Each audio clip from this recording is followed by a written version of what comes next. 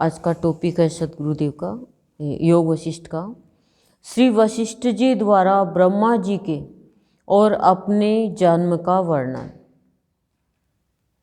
ज्ञान प्राप्ति का विस्तार, श्री राम जी के वैराग्य की प्रशंसा, वक्ता और प्रश्नकर्ता के लक्षण आदि का विशेष रूप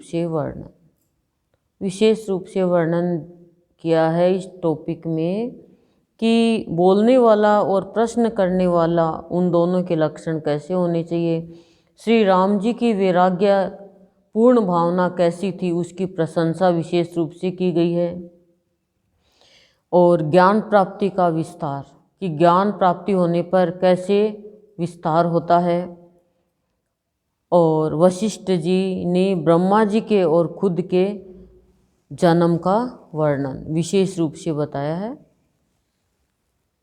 अब हम बहुत भाव से, प्यार से और ध्यान से सुनेंगे तो हमें समझ में आएगा। श्री वशिष्ठ जी कहते हैं, श्री राम जो सर्वत्र नित्य समता रूप से स्थित सच्चिदानंदमय ब्रह्म तत्व है, उससे संबंध रखने वाली सत्ता को नियति कहते हैं। वही नियंता की नियंत्रण शक्ति है तथा नियंत्रण में रहने वाले पदार्थों में जो नियंत्रित होने की योग्यता है वह भी सत्ता ही है। अब मैं उस सारगर्भित संहिता का वर्णन करूँगा जो यह लोक तथा परलोक की सिद्धि के लिए परम पुरुषार्थ रूप फल प्रदान करने वाली और मोक्ष के उपायभूत साधनों से संपन्न है। उसे तुम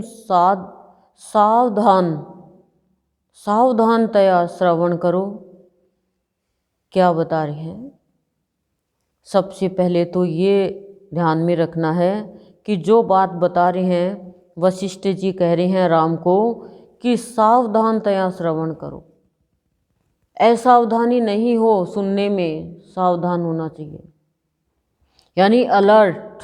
जैसे गाड़ी सावधानी से चलाई जाती है उसी तरह भगवान की बातें सावधानी पूर्वक सुननी चाहिए। तो कह रहे हैं कि जो सर्वत्र नित्य, जो सब जगह और नित्य यानी सदा और समता रूप में, मतलब समान रूप से स्थित, जो ठहरी हुई है, सच्चिदानंदमय ब्रह्म तत्व है। सच्चिदानंदमय ब्रह्म तत्व ब्रह्मा का तत्व है जो सच्चिदानंद यानी सत्य चित आनंदमय है।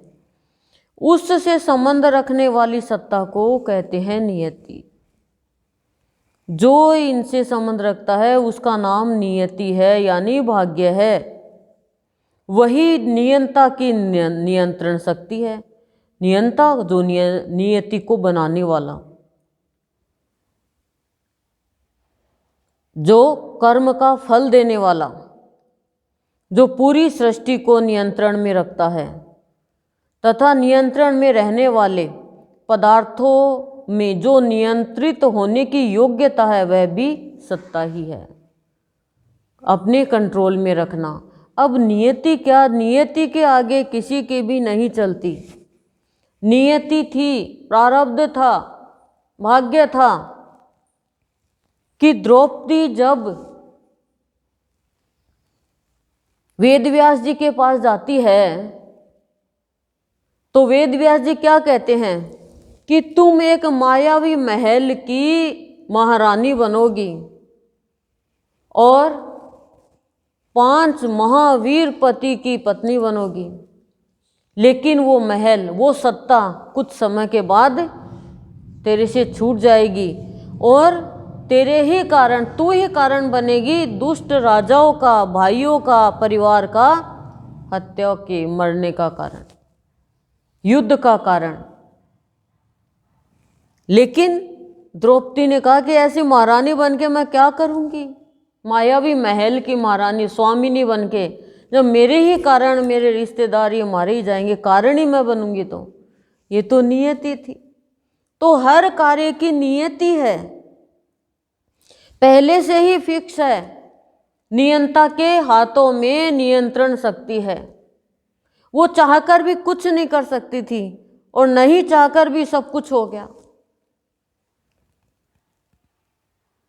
कोई कहता है कि कितना लड़ाई करता है, कोई कहता है कितना प्यार से रहता है। सब नियति है, नियति के हाथ में है सब, और नियति भगवान के हाथ में है।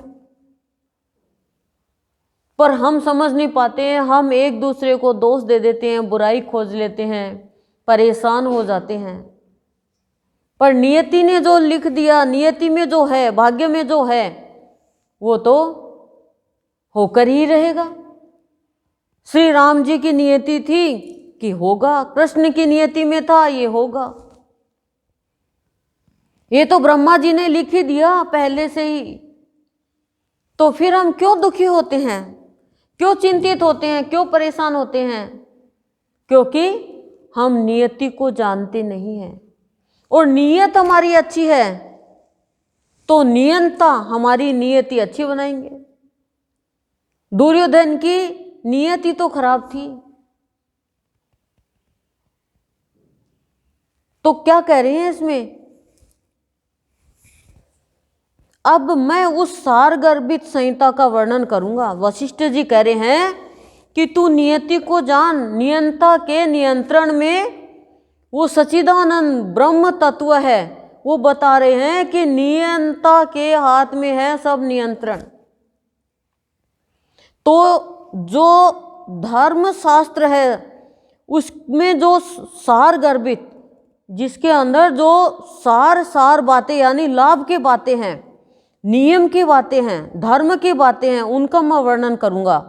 जो यह लोक तथा परलोक की सिद्धि के लिए परम पुरुषार्थ रूप फल प्रदान करने वाली, इस लोक में और दूसरे लोक में भी जो परम पुरुषार्थ यानी आध्यात्मिक पुरुषार्थ, ईश्वरीय पुरुषार्थ, उसका फल प्रदान करने वाली और मोक्ष के उपायभूत साधनों में संपन्न है। मैं वो सार गर्भित बातें बताऊंगा जिसमें मोक्ष प्रदान करने के साधन हैं। तुम सावधान होकर सुनो।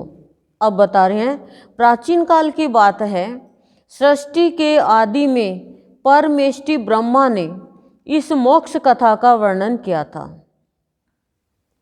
यह संपूर्ण दुखों का विनाश करने वाली है और बुद्धि को परम शांति प्रदान करने वाली है। कथा बताऊंगा, बोला ये बुद्धि को तो शांति देने वाली है और दुखों का नाश करने वाली है, मोक्ष देने वाली कथा है।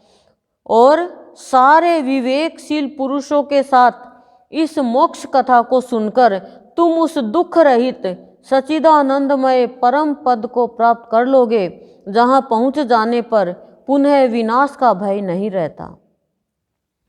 क्या कह रहे हैं कि सृष्टि के आदि में, सृष्टि के आरंभ में परमेष्टि ब्रह्मा ने यानी ब्रह्मा सहित सभी देवी देवताओं ने, महेश ने, विष्णु ने, अग्निदेव ने, सब ने इस मोक्ष कथा का वर्णन किया था। यह संपूर्ण दुखों का विनाश करने वाली कथा है। वशिष्ठ जी कह रहे हैं ये जो कथा मैं कहूँगा ये सारे दुखों का विनाश कर देगी और बुद्धि को परम शांति प्रदान करेगी। और सारे विवेकशील पुरुषों के साथ इस मोक्ष कथा को सुनकर तुम उस दुख रहित सच्चिदानंदमय, जो सच्चिदानंद का मतलब क्या होता है? जो सदा जिसका चित्त आनंद में रहे, जो सत्य में लीन रहे, जो शिव स्वरूप हो, वो परम पद प्राप्त कर लोगे। लेकिन विवेकशील जो मनुष्य होगा उसको वो मोक्ष कथा को सुनकर दुख रहित तो जो परमात्मा है उसके परम पद को प्राप्त कर लोगे और जहाँ पहुँच जाने पर विनाश का भय नहीं रहता है। दोनों लोकों में, इस लोक में भी और दूसरे लोक में भी। ठीक है, समझ में आया कि इस कथा को सुनकर बुद्धि परम शांति को प्राप्त होगी, दुख का नाश हो जाएगा और परम दुख रही जो सच्चिदानंदमय है वो परम पद को तुम प्राप्त कर लोगे और पहुंच जाने के बाद विनाश का भय नहीं रहेगा। ये लोक में भी और फिर परलोक में जब तुम पहुंच जाओगे तो वहाँ भी विनाश का भय नहीं रहेगा। यानी मोक्षदायिनी कथा है ये। अब श्री राम जी ने पूछा, ब्राह्मण, पूर्व काल में ब्रह्मा जी ने किस लिए इस कथा का वर्णन किया था? पहले तो ये बताओ कि ब्रह्मा जी ने इस कथा का वर्णन किया क्यों था? वशिष्ठ जी कह रहे हैं ये मैं कथा कहूँगा जो आदि में कुछ भी नहीं था उस समय, और मोक्षदायिनी कथा ये, लेकिन ये ब्रह्मा जी ने कही क्यों थी और आपको इसकी प्राप्ति कैसे हुई? आप तो थे ही नहीं, आपको कैसे इस कथा की प्राप्ति हुई? प्रभु यह वृतांत मुझे बताइए। पहले मुझे ये वृतांत बताइए, क्या बताइए कि इस कथा का वर्णन ब्रह्मा जी ने पूर्व काल में पहले क्यों किया और आपको कैसे प्राप्त हुई? हम लोग तो कथा कर लेते हैं चौथ की और हमें ये नहीं पता उसने क्यों कही, किसने सुनी। हम कहते हैं चौथ की कथा में उसने चौथ की कथा सुनी। उसने कौन सी कथा सुनी? हर कथा में 12 महीने की कथा सुनते हैं। हम कहते हैं जैसे चौथ की कथा, वो कथा सुन रही थी। अब वो कौन सी कथा सुन रही थी? हम तो वो कथा सुन रहे हैं जो वो सुन रही थी, वो उसकी कथा सुन रहे हैं, पर वो किसकी कथा सुन रही थी वो तो हमारा ध्यान ही नहीं है ना। तो हम तो ऐसे ही कर रहे हैं, बस हमारा तो ध्यान ही नहीं जा रहा है। अब जैसे मान लो मैं कोई बात बता रही हूँ और आप लोग ये बताओ कि इसने ये बात बताई, इसने ये बात बताई, लेकिन मेरे को किसने वो बात बताई और मैंने क्या बात बताई वो तो छुप गई और मेरी बात चल गई। ये कथा है हमारी, लेकिन सत्य की बात नहीं है ना। तभी तो कहते हैं कर्म कांड में मत उलझो। हम कहते हैं करवा चौथ में वो करवा चौथ की कहानी सुन रही थी, तो वो कौन सी कहानी सुन रही थी? हमें तो वो सुननी है, हम उसके तो सुन नहीं रहे, उसकी जीवनी पढ़ रहे हैं। जिसने सुनी उसका पति मर गया, फिर 12 महीने की 12 चौथ आई, वो अपने पति को सेह रही थी, फिर उसको एक चांदी का सिक्का दिया, फिर उसने आशीर्वाद दिया। पर वो कौन सी कथा सुनी उसने? उसका तो नहीं ध्यान में, और ध्यान जाता भी नहीं है। हम तो उसकी सुन रहे हैं जीवनी खाली जिसने करी, तो वो कथा है ही नहीं कोई, ये तो बना दी बस। पर राम जी कह रहे हैं कि आपने तो क्यों तो सुनी आपने, और ब्रह्मा जी ने क्यों कही वो बताओ पहले मेरे को। तो वशिष्ठ जी ने कहा, श्री राम पर ब्रह्म परमात्मा, सर्वव्यापक, सबका आश्रय स्थान, नित्य चेतन, अविनाशी, विलासों का एकमात्र अधिष्ठान है। कह रहे हैं श्री राम पहले भगवान की बड़ाई करी है। कहीं पर भी देख लो पहले भगवान की प्रशंसा है।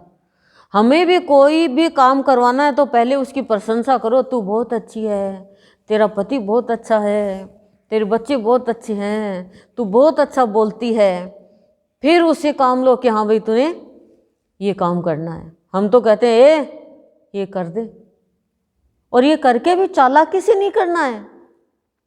भगवान को प्रशंसा करें तो झूठी प्रशंसा नहीं करें। हम तो झूठी कर देते कोई मनुष्य की, कोई झूठी प्रशंसा कर, झूठी नहीं बोलनी है, वास्तविक बात बोलनी है। वो वास्तविक बात जो है उससे हमारी वाणी में शक्ति आती है, और झूठी बात से हमारी वाणी की, मन की शक्तियाँ क्षीण हो जाती है। आप सोचते होगे शक्ति क्षीण क्यों हो गई मन की, मन कमजोर क्यों हो गया झूठी बात करने से? तो कह रहे हैं वशिष्ठ जी, श्री राम पर ब्रह्म परमात्मा, सर्वव्यापक, हर जगह है वो, ऐसा कोई स्थान नहीं है जहाँ भगवान नहीं है। सबका आश्रय स्थान, सबको आश्रय स्थान देने वाले हैं। नित्य चेतन, रोज रोज वो चेतन स्वरूप, कभी भी वो जड़ नहीं होते। अविनाशी है, वो विनाशी नहीं है, कभी मरने वाले नहीं है। समस्त प्राणियों में प्रकाश रूप से वर्तमान, करें सारे प्राणियों में प्रकाश रूप में वर्तमान है। वर्तमान में मतलब प्रकाश रूप में है, वो कोई भूतकाल और भविष्य काल नहीं है, वह वर्तमान में है। और अनंत विलासों का एकमात्र अधिष्ठान है। अनंत सुखों का एकमात्र क्या है? आश्रयदाता है, वो सहारा देने वाला है, शक्ति देने वाला है सबको। प्रकृति की साम्य अवस्था तथा विषम अवस्था में भी वह निर्विकार रूप से स्थित रहते हैं।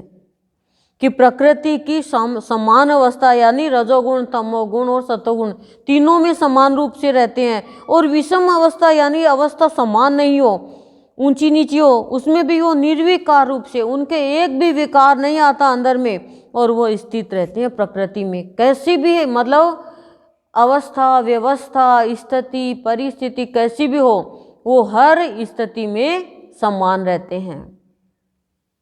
कोई भी उनकी स्थिति डामाडोल नहीं होती है, कोई भी स्थिति में। पर हमारे तो मन की स्थिति डामाडोल हो जाती है, हमारे जीवन में तो विकार आ जाते हैं, तभी तो उनको निर्विकार कहते हैं। निर्विकार क्यों कहते हैं भगवान को? इसलिए कहते हैं कि कोई भी स्थिति में उनके अंदर विकार नहीं आता। हमारे जीवन में तो बहुत विकार आ जाते हैं, हमारे मन के प्रतिकूल कोई बात हो गई तो हमारे अंदर में विकार उत्पन्न हो जाएगा। हम क्रोध करने लग जाएंगे, हम ईर्ष्या करने लग जाएंगे। उसी परमात्मा से विष्णु का प्राकट्य हुआ। ठीक उसी तरह जैसे प्रवहनशील जल से परिपूर्ण सागर से तरंग उत्पन्न होती है, कि उसी परमात्मा से, कौन से परमात्मा से? जो अविनाशी है, नित्य चेतन है, आश्रय स्थान देने वाला है सबको, सर्वव्यापक है, वो परमात्मा, वो परब्रह्म परमेश्वर जो वर्तमान में सब प्राणियों में प्रकाश रूप में अनंत विलासों के एकमात्र आश्रय देने वाले हैं, सुख देने वाले हैं, आधार देने वाले हैं। उन्हीं के, उसी परमात्मा से विष्णु का जन्म हुआ, प्राकट्य हुआ, यानी आविर्भाव हुआ। कैसे आविर्भाव हुआ? जैसे जल बहता है, सागर की तरंगे, जैसे प्रवहनशील जल से परिपूर्ण सागर से तरंग उत्पन्न होती है, कि बहते हुए जल की सागर में जल बह रहा है और उसमें तरंग उत्पन्न होती है, उसी तरह से विष्णु का प्राकट्य हुआ। उन विष्णु के हृदय कमल से ब्रह्मा प्रकट हुए। विष्णु के हृदय कमल से नाभि के ऐसे नाल से निकलते हैं, ब्रह्मा जी का जन्म हुआ, जो वेद तथा वेदार्थ के तत्वज्ञ है, जानकार है वेदों के। उन्होंने देवताओं और मुनियों के समुदायों से संयुक्त होकर अनेक विध विकल्पों की सृष्टि करने वाले मन की भांति विभिन्न प्रकार की सृष्टि रचना की। उन्होंने देवताओं और मुनियों के समुदायों से संयुक्त, देवताओं और मुनियों के समुदायों से मतलब इकट्ठे होकर, संयुक्त यानी जोड़कर, अनेक विध विकल्पों की सृष्टि करने वाले, अनेक विधि से, अनेक विकल्पों से सृष्टि करने वाले मन की भांति विभिन्न प्रकार की सृष्टि रचना की। अनेक प्रकार से इस सृष्टि की रचना की ब्रह्मा जी ने। जम्बू द्वीप के इस भाग में, जो भारतवर्ष नाम से प्रसिद्ध है, ब्रह्मा जी द्वारा रचित सारा प्राणी समुदाय आदि व्याधि से संयुक्त, लाभ हानि से पीड़ित और जन्म मरणशील था। क्या कह रहे हैं कि द्वीप का नाम बताया, जम्बू द्वीप का इस भाग में, जो भारतवर्ष में, भारतवर्ष नाम से प्रसिद्ध है ये जम्बू द्वीप, ब्रह्मा जी द्वारा रचित सारा प्राणी समुदाय आदि व्याधि से संयुक्त, कि ब्रह्मा जी द्वारा रचित, जो ब्रह्मा जी ने रचना की है, उसमें सारा प्राणी समुदाय आदि और व्याधि यानी मन की बीमारी और तन की बीमारी से संयुक्त, यानी उससे मिलकर लाभ हानि से पीड़ित था और जन्म मरणशील था। ऐसा ये संसार था जो ब्रह्मा जी ने रचा।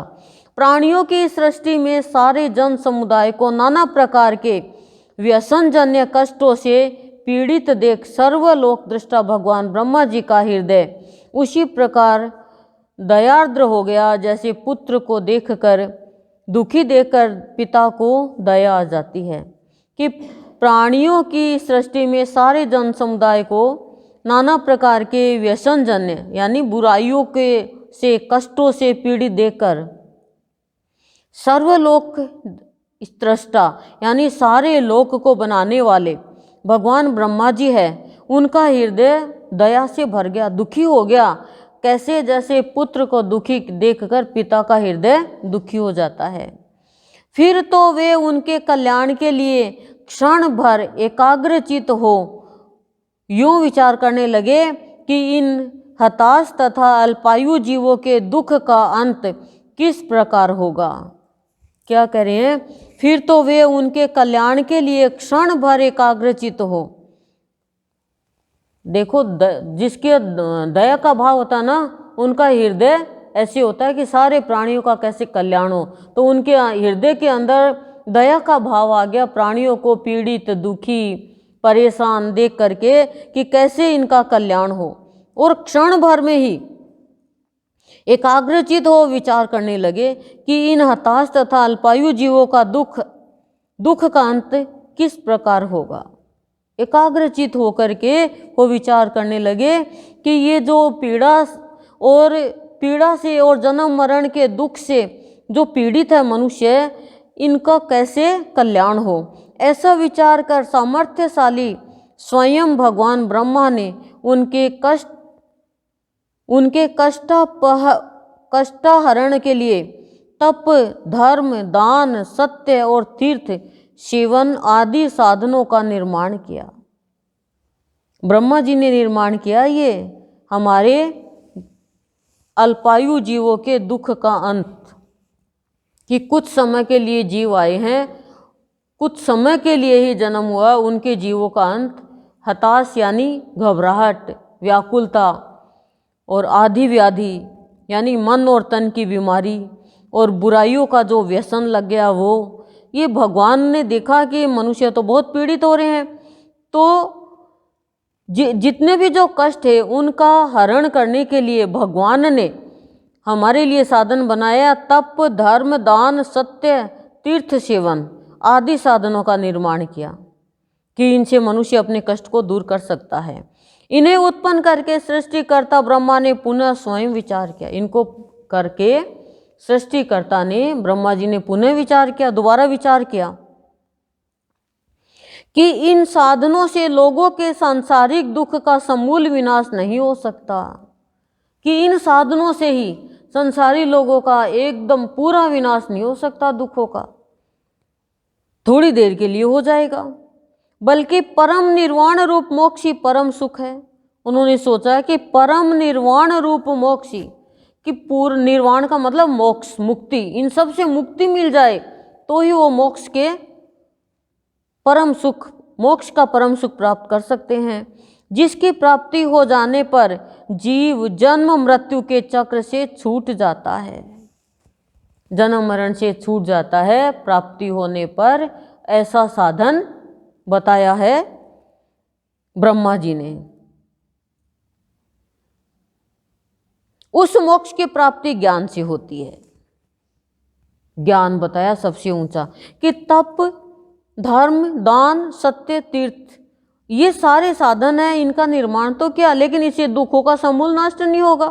परम निर्वाण रूप मोक्ष की, परम सुख की प्राप्ति नहीं होगी, जिसकी प्राप्ति हो जाने पर जीव जन्म मृत्यु के चक्र से छूट जाए। उस मोक्ष की प्राप्ति ज्ञान से होती है। इसलिए जीव के लिए संसार सागर से पार होने का एकमात्र उपाय ज्ञान ही है। ज्ञान ही है। और ज्ञानी की पहचान क्या होती है वो तो आपको बहुत बार बताया हुआ है। तप, दान और तीर्थ सेवन आदि भव तरण के लिए सीधे उपाय नहीं कहे गए हैं। मतलब तप, दान और तीर्थ सेवन आदि भव तरण के लिए सीधे उपाय नहीं कहे गए हैं, कि भव से उद्धार हो जाए, मुक्ति मिल जाए, ये सीधे उपाय नहीं बताए गए हैं। अतः मैं इस हताश जन समुदाय के दुख की निवृत्ति के लिए संसार से उद्धार पाने का एक नूतन उपाय शीघ्र ही प्रकट करूंगा। कह रहे मैं इस हताश जन समुदाय की, दुखी जन लोगों के लिए दुख की निवृत्ति यानी दुख से छुटकारा पाने के लिए, संसार से उद्धार पाने के लिए एक नए उपाय का शीघ्र ही जन्म करूंगा, प्रकट करूंगा। यूं विचार कर कमल पर विराजमान भगवान ब्रह्मा ने अपने मानसिक संकल्प द्वारा तुम्हारे सामने बैठे हुए मुझको उत्पन्न किया। ब्रह्मा जी कह रहे हैं, ब्रह्मा जी ने ऐसा विचार किया कि कैसे मैं ये दुखी समुदाय है उनको ज्ञान प्राप्त करा के भव सागर पार कराऊं, यानी मोक्ष से दिलवाऊं। तो कह रहे हैं ये सोचकर ब्रह्मा जी ने मेरा निर्माण किया। किसका? वशिष्ठ जी का। तो वशिष्ठ जी ज्ञान दे ही रहे हैं। श्री राम, निष्पाप श्री राम, जैसे एक तरंग से शीघ्र ही दूसरी तरंग प्रकट हो जाती है, उसी प्रकार मैं भी अनिवर्चनीय माया से उत्पन्न हुआ और फिर तुरंत ही अपने पितृदेव के समीप जा पहुंचा, जिनके हाथ में कमंडलू और रुद्राक्ष की माला शोभा पा रही थी। अपना बता रहे हैं कि मैं अनिवर्च, जैसे एक तरंग दूसरे तरंग से पैदा होती है, उसी तरह मैं बिना कोई साधन किए माया से उत्पन्न हुआ और फिर तुरंत ही अपने उस पितृदेव के समीप जा पहुंचा। अनिवर्चनीय मतलब जिसका कोई वर्णन ही नहीं किया जा सकता, वर्णन से भी जो ऊपर है। कहते ना ये तो अनिवर्चनीय है, इसका कोई वर्णन नहीं कर सकता, इसके बारे में कोई बता ही नहीं सकता। इस तरीके से बोला मैं मेरे माया से मैं उत्पन्न हुआ और फिर तुरंत ही मैं अपने उस पितृदेव के समीप जा पहुंचा, जिनके हाथ में कमंडलू और रुद्राक्ष की माला शोभा पा रही थी। मैंने नम्रता पूर्वक उनको प्रणाम किया। उस समय मैं भी कमंडलू और रुद्राक्ष की माला से संयुक्त था, यानी मेरे पास भी वो, मैं भी उसमें ही मिला हुआ था। तब बेटा यहाँ आओ, मुझसे यूं कहकर उन्होंने अपने आसनभूत कमल के ऊपरी पत्ते पर श्वेत बादल पर बैठे हुए चंद्रमा की भांति मुझे अपने हाथ से पकड़कर बैठा लिया। पिता ने फिर मृग चर्म ही जिसका परिधान था, ऐसे मुझसे मृग चर्मधारी मेरे पितृदेव ब्रह्मा जी ने कहा, बेटा जैसे चंद्रमा में कलंक प्रविष्ट होता है, उसी प्रकार वानर के समान चंचल अज्ञान 2 घड़ी के लिए तुम्हारे चित्त में प्रवेश करे। कि जैसे चंद्रमा में कलंक आ जाता है, उसी तरह वानर चंचल होता है, वैसी चंचलता तुम्हारे अंदर प्रवेश कर जाए। चंचलता दे दी चित्त में, और चंचल मतलब अज्ञान, जो अज्ञानी है वही तो चंचल होता ना, चंचल अज्ञान तुम्हें प्रविष्ट हो जाए। यूं पिता द्वारा अभिशप्त हुआ मैं उनके संकल्प के अनंतर अपने संपूर्ण शुद्ध स्वरूप को भूल गया। अब पिता ने ये कह दिया कि चंचल अज्ञान तुम्हारे चित्त में प्रवेश कर जाए, वानर के जैसे, वानर चंचल होता ना, एक डाल से दूसरे डाल पर बैठता है, उसी तरह से। तो कह रहे हैं अब पिता ने मेरे को श्राप दे दिया, अभिशप्त किया, तो मैं उनके संकल्प के अनंतर अपने संपूर्ण शुद्ध स्वरूप को भूल गया। चंचल अज्ञान के कारण वशिष्ठ जी कह रहे हैं कि मैं मेरे शुद्ध स्वरूप को भूल गया कि मैं शुद्ध स्वरूप हूँ। क्यों? अज्ञान चला गया। फिर तो मेरी बुद्धि तत्व ज्ञान से रहित हो गई, अब मुझे कोई ब्रह्म ज्ञान नहीं रहा और मैं दुख शोक से संतप्त हो दीनता को प्राप्त हो गया। मैं दुख और शोक से मिल गया और दीनहीन हो गया, दरिद्रता को प्राप्त हो गया। उस समय मैं हाय, बड़े कष्ट की बात हुई, मतलब उस समय मैंने ये क्या कहा कि हाय, अरे ये क्या कष्ट की बात हुई, यह संसार नामक दोष मुझे कहाँ से प्राप्त हो गया। अज्ञान आ गया ना, करे संसार का दोष मेरे अंदर कहाँ से आ गया, मुझे कैसे प्राप्त हो गया, मैं तो निर्विकार हूँ। यूं हृदय में विचार करके चुपचाप बैठा रहता था। चलो मैं हृदय में विचार करके बैठा रहता था कि ये क्या हो गया मेरी यह दशा देखकर मेरे पिताजी ने मुझसे कहा, बेटा तुम क्यों दुखी हो रहे हो, अपने इस दुख के नाश का उपाय मुझसे पूछो। दुखी नहीं थे वो, लेकिन उनके अंदर अज्ञान दे दिया, ताकि उनको ज्ञान देना था ब्रह्मा जी को, उनको ज्ञान देंगे तभी तो वो ज्ञान दूसरों को देंगे। तो कह रहे हैं बेटा तुम दुखी क्यों हो रहे हो, दुखी क्यों हो रहे हो, अपने दुख के नाश का उपाय मुझसे पूछो। ब्रह्मा जी की और वशिष्ठ जी की जो बात है वो बता रहे हैं श्री राम जी को। वशिष्ठ जी बता रहे हैं कि ब्रह्मा जी ने मेरे को पैदा किया, अपने पास बैठाया और फिर पास बैठा करके और मेरे अंदर अज्ञान, चंचल अज्ञान चित्त में प्रवेश करा दिया कि तू 2 घड़ी के लिए तेरे अंदर अज्ञानता आ जाए। जैसे बंदर चंचल होता है वैसे। तो कह रहे फिर मैं दुखी रहने लग गया, दीनता को प्राप्त हो गया, चिंता करने लग गया, मैं सोचने लग गया ये दोषपूर्ण ये दुखी संसार मेरे को कष्ट क्यों दे रहा है, मेरे अंदर प्रवेश क्यों कर रहा है। तब मेरे पिता ने कहा बेटा पास बुला करके कि दुखी क्यों हो रहे हो, अपने इस दुख के नाश का उपाय मुझसे पूछो, उसे जानकर तुम नित्य परमात्मा को प्राप्त हो जाओगे। कह रहे हैं उसे जानकर तुम नित्य परमात्मा को, रोज परमात्मा को प्राप्त हो जाओगे। ये नहीं एक दिन हो गए एक दिन नहीं हुए। और वही ज्ञान हमें हमारे गुरुदेव दे रहे हैं, पर हम ले नहीं रहे पूरा ज्ञान। तब मैंने उनसे पूछा, वशिष्ठ जी कह रहे हैं मैंने पूछा नाथ ये महान दुखमय संसार मुझ प्राणी को कहाँ से प्राप्त हो गया। हम तो कहते नहीं है अपने गुरुदेव को ये महान दुखमय संसार मुझे कहाँ से प्राप्त हो गया और इसका विनाश किस प्रकार होता है। दो प्रश्न किए।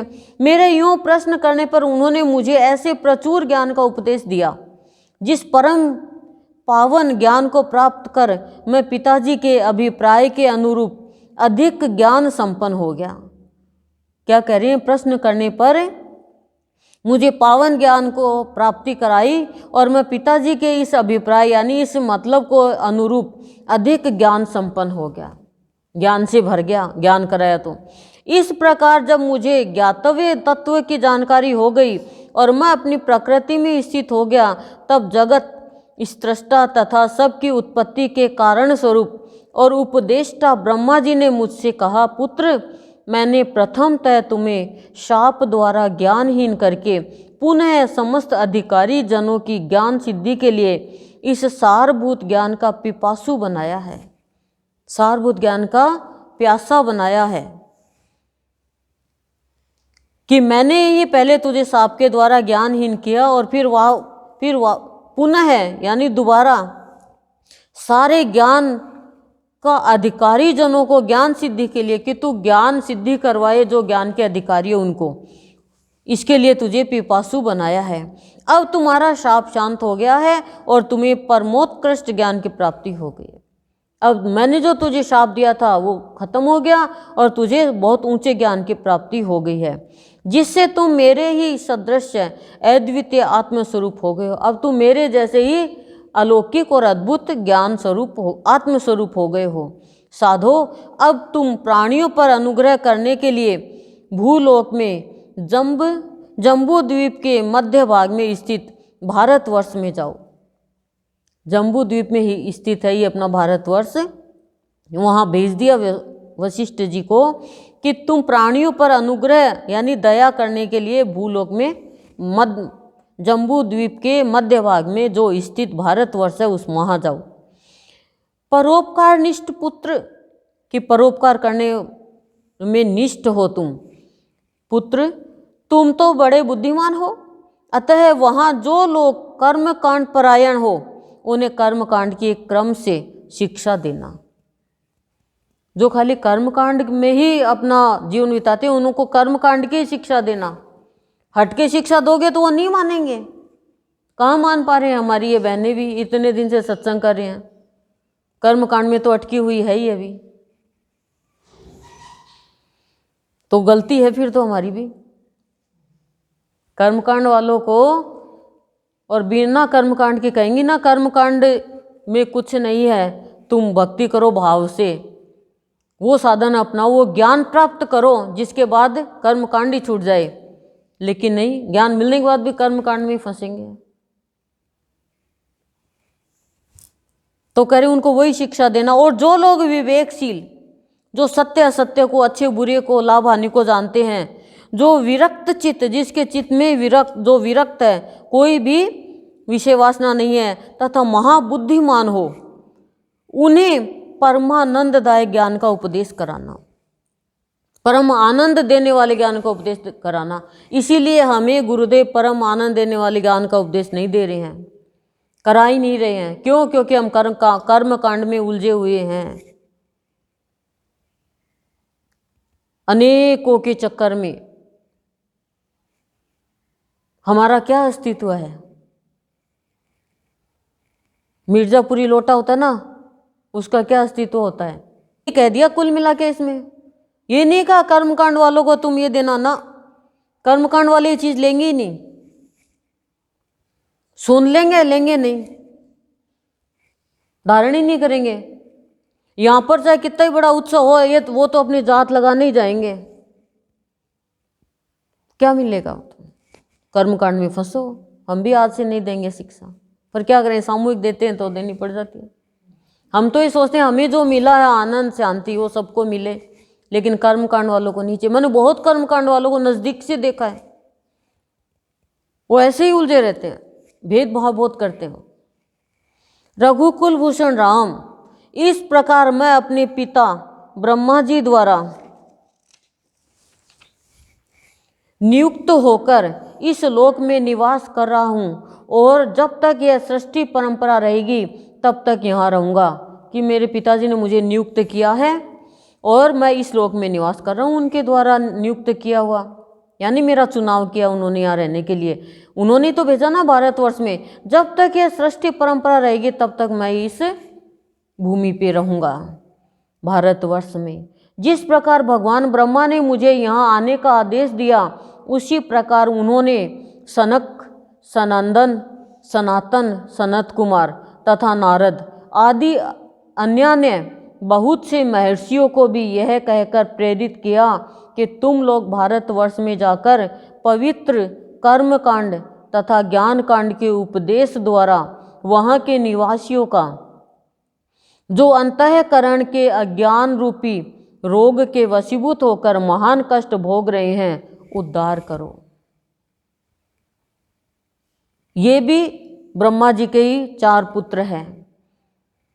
नारद जी ब्रह्मा जी का पुत्र है, सनक, सनंदन, सनातन, सनत कुमार और नारद। इन चारों को महर्षियों को और अनेक महर्षियों को भी भेजा यहाँ पे धरती पे कि भारत, तुम लोग भारतवर्ष में जाकर पवित्र कर्मकांड और ज्ञान कांड के उपदेश द्वारा वहाँ के निवासियों को जो अंतःकरण से अज्ञान रूपी रोग के वशीभूत है, अंतःकरण में अज्ञान का रोग है जिनको, ऊपर से तो कहते हैं हम ज्ञानी हैं हम ज्ञानी हैं, और अंतःकरण उनका अज्ञान से भरा हुआ यानी अंधकार से भरा हुआ है, और वो महान कष्ट भोग रहे हैं, उनका उद्धार करो। उनको कष्ट दूर कैसे होगा, उनको वो ज्ञान कराओ। कौन सा ज्ञान? ज्ञान कांड और कर्म कांड, 2 कांड बताए हैं उस समय। कर्म कांड की, कर्म कांड क्या होता है और ज्ञान कांड क्या होता है, उनका उपदेश दो कि कर्म के द्वारा तुम कैसे मुक्ति पा सकते हो और ज्ञान के द्वारा कैसे मुक्ति पा सकते हो। कोई भी कर्म बिना ज्ञान के करेंगे तो वो कर्म भी अकर्म हो जाएगा। प्राचीन काल में सत्य युग के समाप्त होने पर जब भूतल पर काल क्रम से पवित्र कर्मकांड का ह्रास हो रहा था, तब उन महर्षियों ने कर्मकांड की स्थापना तथा मर्यादा की रक्षा के लिए पृथक पृथक देशों का विभाजन किया और उन देशों पर भूपालों की स्थापना की। पहले राजाओं का राज्य था ना, तो राजाओं की स्थापना की कि प्राचीन काल में सतयुग समाप्त हो गया था, उसके बाद इस धरती पर काल क्रम से जो समय का क्रम चल रहा था वो पवित्र कर्मकांड का ह्रास हो रहा था। जो पवित्र कर्म करने वाले थे उनकी हंसी उड़ाई जा रही थी।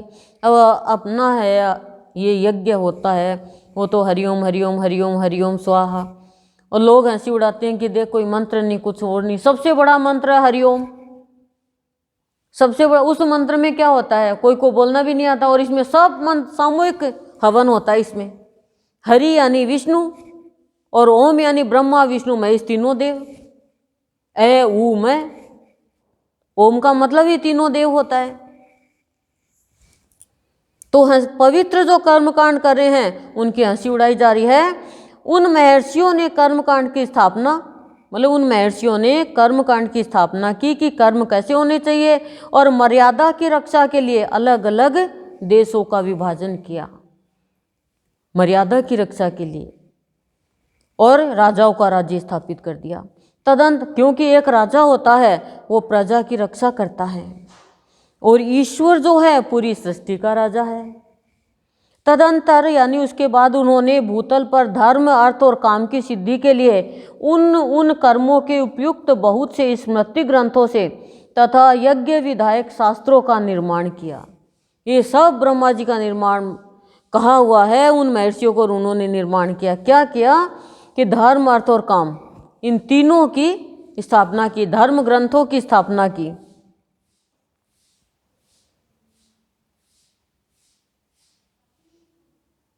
तत्पश्चात इस काल चक्र के चलते रहने पर जब उस क्रम का विनाश हो गया तथा लोग प्रतिदिन भोजन मात्र परायण और खाद्य पदार्थों के उपार्जन में तत्पर हो गए, तब हम लोगों ने उनकी दीनता का विनाश करने तथा लोक में आत्म तत्व ज्ञान के प्रचार के लिए बड़े बड़े ज्ञानोत्पादक शास्त्रों का उपदेश किया।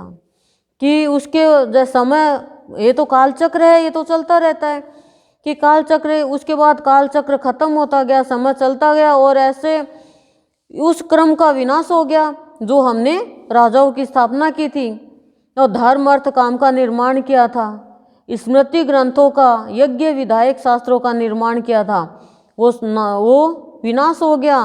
तब लोग प्रतिदिन खाली भोजन के लिए खाद्य पदार्थों के इकट्ठा करने में लग गए।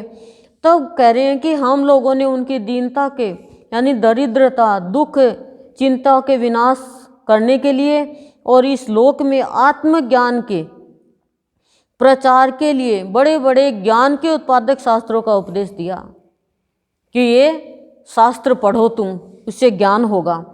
यह अध्यात्म विद्या प्रथमतः राज समाज में उपदिष्ट हुई। ये जो अध्यात्म की विद्या दी वो राजाओं के दरबार में ही हुई पहले, तदंतर इसका प्रसार लोक में हुआ, उसके बाद संसार में हुआ। इसी कारण इसे राज विद्या कहा गया है।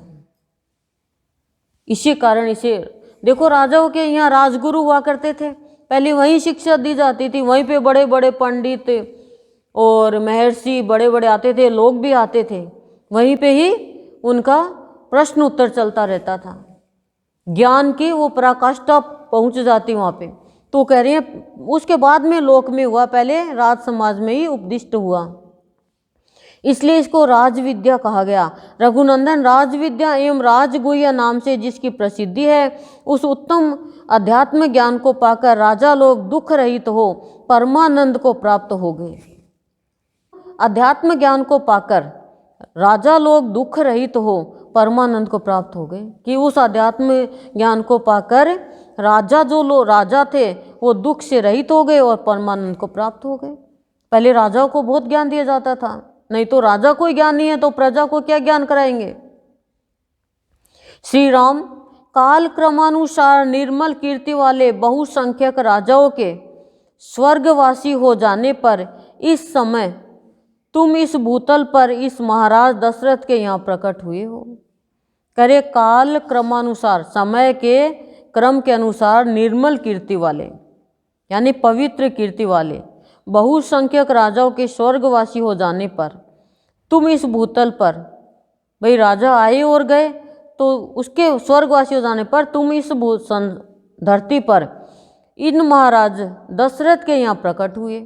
शत्रुओं का मर्दन करने वाले राम, तुम्हारा मन अत्यंत निर्मल है, कि शत्रुओं का मर्दन मारने वाले राम तुम्हारा मन बड़ा निर्मल है, इसलिए किसी निमित्त के बिना स्वाभाविक ही तुम्हारे मन में यह परम पावन तथा उत्तम वैराग्य जाग उठा, कि कोई भी निमित्त नहीं है तुम्हारा और तुम्हारे मन के अंदर वैराग्य की भावना आ गई और पावन वैराग्य की उत्तम भावना आ गई। कोई दिया नहीं तुम्हें ज्ञान, लेकिन फिर भी तुम्हारे मन में आ गई ये भावना। क्यों? क्योंकि मन निर्मल है। जिसका मन निर्मल होता है ना, उसके अंदर में प्रश्न उठते हैं, कैसे भगवान को पाऊं, कैसे शांति से रहूं, कैसे लोगों का कल्याण करूं। और जिसका मन निर्मल नहीं है, मन से भरा हुआ है, वो ये सोचता है कैसे किसी को सताऊं, कैसे घर में ही बस आलस्य में पड़ा रहूं, घर का ही जचाऊं, एक घर हो गया, दूसरा हो जाए, तीसरा हो जाए, दुकानें हो जाए, सामान हो जाए, लाखों करोड़ों अरबों रुपए हो जाएं, बस वो यही सोचता है। ये मन मल से भरा हुआ मल होता है, वो कोई हमारे काम नहीं आएगा। क्योंकि समस्त विवेकशील पुरुषों में जिसकी ख्याति है, उस श्रेष्ठ पुरुष का भी वैराग्य किसी निमित्त को लेकर होता है, इसलिए वह राजस कहलाता है। परंतु तुम्हारे मन में उत्पन्न हुआ यह वैराग्य अपूर्व है, कि अलौकिक है। क्या कह रहे हैं, ये राजस इसलिए कहलाता है कि राजा को तो कोई निमित्त, कोई महर्षि, कोई ब्रह्म ऋषि, कोई ज्ञानी पुरुष ज्ञान कराता है, तब उसके अंदर वैराग्य आता है और निमित्त बनता है, और इसलिए राजस कहलाता है। परंतु तुम्हारे मन में तो जो वैराग्य उत्पन्न हो वो तो अलौकिक है, यह किसी निमित्त की अपेक्षा न रखकर स्वतः अपने विवेक से उत्पन्न हुआ है और सत्पुरुषों की आश्चर्य में डालने वाला है। कि जो सत्य पुरुष है, सत्य को पा लिया जिसने, वो सत्पुरुष है, उनको भी आश्चर्य में डालने वाला है तुम्हारा ये वैराग्य। किसी से तुमने कोई बात नहीं सुनी और तुम्हारे विवेक उत्पन्न हुआ और विवेक के द्वारा तुम्हारे अंदर वैराग्य उत्पन्न हो गया। जिन्हें निमित्त के बिना ही वैराग्य हो जाता है वे ही महापुरुष तथा ज्ञानवान है और उन्हीं का अंतःकरण शुद्ध है। कि कोई भी कराने वाला नहीं है फिर भी वैराग्य आ गया है, वो महापुरुष ज्ञानवान है और उनका अंतःकरण शुद्ध है। जो लोग ज्ञान द्वारा इस सृष्टि परंपरा का विचार करके वैराग्य को प्राप्त होते हैं वे ही उत्तम पुरुष है। कि उत्तम पुरुष कौन है? कि जो लोग ज्ञान द्वारा इस सृष्टि परंपरा का विचार करके वैराग्य को प्राप्त होते हैं। ज्ञान द्वारा सृष्टि परंपरा का विचार करके वैराग्य को प्राप्त होते हैं, वो उत्तम है और वो है श्री राम। अब ये आधा इस मंडे को करेंगे।